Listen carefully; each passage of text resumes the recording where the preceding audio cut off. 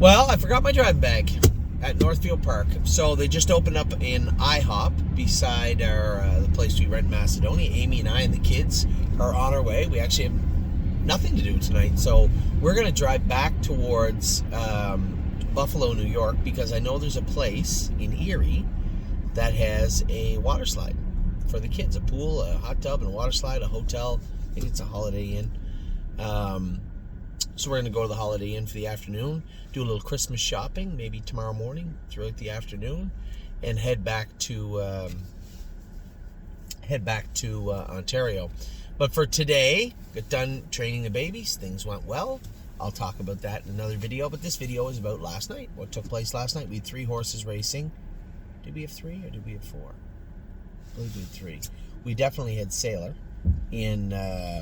We definitely had Sailor racing in Dayton and made a break at the gate. He doesn't often do that.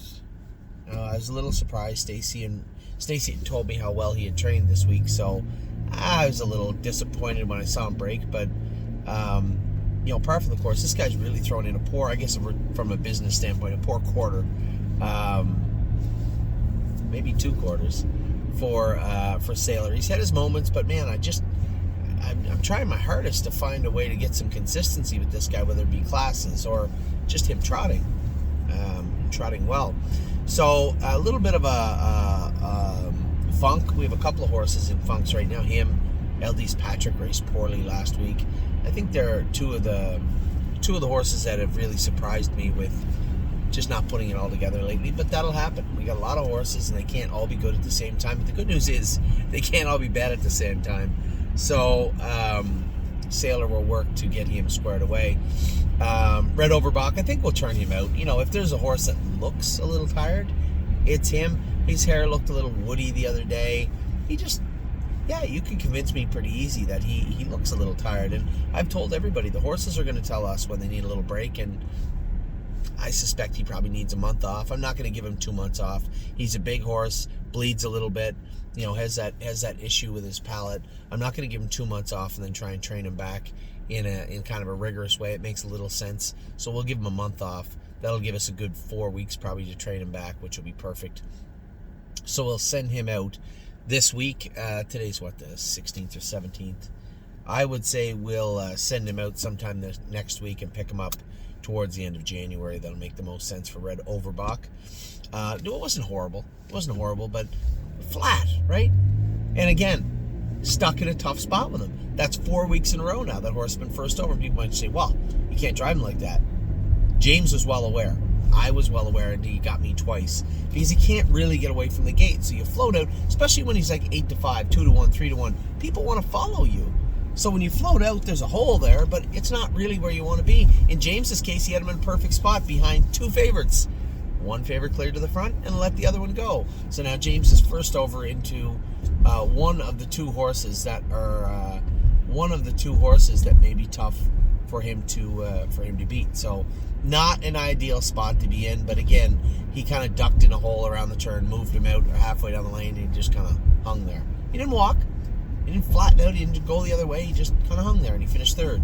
So I think it makes all the sense in the world to just give him some time off. Give the horse a little time off. Give him a break. We'll kick him out in the field for a month this week. And then Absolute Euphoria was absolutely fantastic. We spent a lot of time working on her in the spring, and I told you guys as we got to the open house, we would put her in the open house. She was barely ready to go in the open house last year, and look, this year, last May, but look good doing it. And immediately after the open house, we kicked her out for the summer, brought her back in. This was a homebred. Brent and Kyle and Ken bred this filly, I believe. I don't know Ken that well. My apologies, Ken. But Brent and Kyle we've done business for quite a while. Maybe the last 5, 6, 7, 8 years. Great people, and couldn't be happier than I am to see their horse doing well. And for her to come out her first lifetime start. A lot of unknowns with this filly. She had made a couple of breaks in schoolers, got out of gear a little bit. And then we went to qualifier. She qualified okay, a little rickety going. We didn't do much. I think minor shoeing change. Pulled her hobbles in a little bit. And then she schooled good last week, so I knew she was good coming in. I knew that James would get away last or close to it with her. That's just how it was. He wanted to keep her safe anyway. And the front end, I don't think played well last night, if I'm not mistaken, for most of the evening. Just one of those nights where a lot of snow fell. The track was kind of deep and taxing. You know, a mile and 58 off a half and 57 and 4 is not something you often see at Mohawk. But the way she did it was very, very impressive. I don't know how wide she was coming out of the turn, but really, really, really just looked very, very good coming out of the turn. Paced hard to the wire. That's with an ear hood on. No earplugs, no nothing, just her ears covered up just to keep her quiet. You can't tell by the video. She's got a head on her about the length of an engine bonnet of a car. It's massive and this huge body. And she is too. You know, we forget about that because you're like, oh, it's December. She's two. Still baby. So, obviously grew up well, looked good. Now what do we do? This is a 3-year-old filly. We're going to stake in Ohio. A lot of stake races for her coming up in 2023. Not ideal to have her this good in December of 2022. So I guess we'll probably just race her 3, 4, 5 times, get some experience, and then shut her down for a month and keep her fresh if we can. Throughout the spring of 2023. We have a lot of stuff to look at with her. What is she going to be? 58 is still a long way from a stake winner in any caliber in Ohio. So needs to learn, needs to grow, needs to fill out, and then we need to see what is she. She just a nice filly that's going to do us some good in the overnights? Is she? She can't imagine she's a fair filly. She's a little big to be bouncing around the fairs at Ohio. Be very little corn on the cob seen by Absolute Euphoria this summer. But we'll see. Maybe who knows? Definitely though, I'll tell you what, sky's the limit. She's got all the talent in the world. She's got a beautiful gait. She's got a great demeanor, great attitude, great work ethic. Sky's the limit for her. So very eager to see what she's going to be in 2023. But by all account, last night, pretty good start to her racing career. 1 start, 1 win, and a very, very impressive one at that. So great job by James, Dominic, everybody, Cindy, who's had the filly both with Jason and now with Dominic. So a great job by Cindy also. So a decent night at the track. We're going to put the red guy away.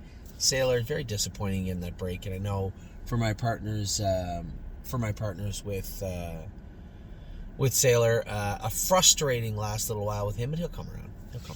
So with that, I'll let you guys go. Tonight we have JK Mickey Mantle, no free lunch. Good luck to both groups. I'll be sitting in a hot tub somewhere in Erie, Pennsylvania with the kids and Amy. Probably get a little bite to eat tonight. Just take it easy for the evening. Do a little shopping tomorrow. It's Christmas season. Take care.